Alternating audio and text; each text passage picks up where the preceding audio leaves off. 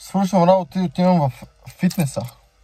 Yeah, back in the gym! Мисля, че тези voice-overi не трябва да ги правя, когато е вечер и ми се спи, защото това го снимам в 2 през нощта и говоря пълните глупости, не знам какво се случва. Това е тренировка за крака. Ако случайно някой има нужда от пояснение, тук загрявам с 60 кг, правя 10 повторения. Може да видим, че клека не е точно додолу. Правя го под паралела, колкото да се брои.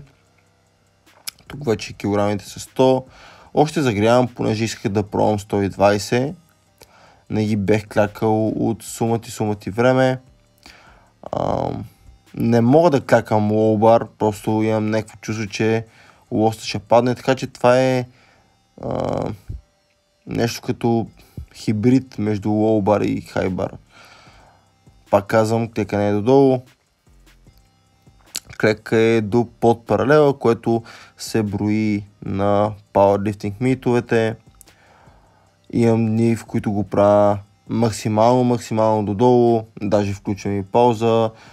Тук е повече за сила, с по-широк разкрач, да вкарам повече мускулни групи и да мога да прогресирам по-добре на това упражнение. Буквално просто го правя още по-базово, иначе клякам като олимпиец.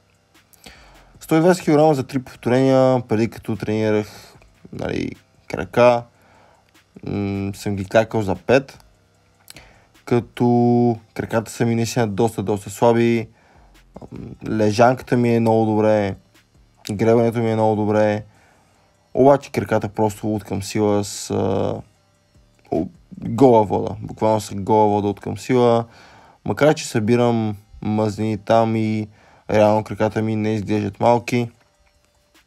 Преминаваме към лег преса.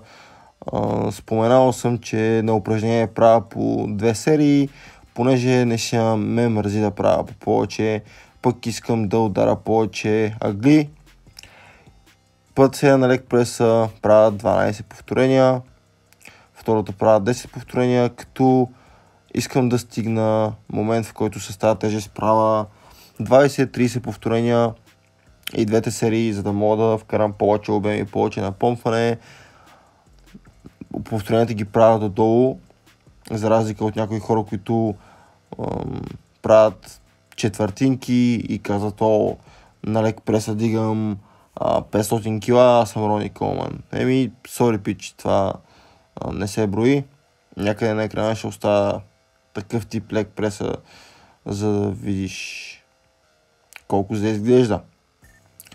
Втората серия за 10. По принцип можех и още, не знам, психиката ме предава. Опитвам се да тренирам всяка серия до отказ, макар че това не е най-оптималното, така ми харесва повече. Просто интензитета да е по-голям, повече до отказ, обаче пък за сметка на това да не правя много серии. Понеже ми е доста по-лесно да преценявам, отколкото си казвам, тук оставам едно повторение, тук оставам 2 повторения в резерв.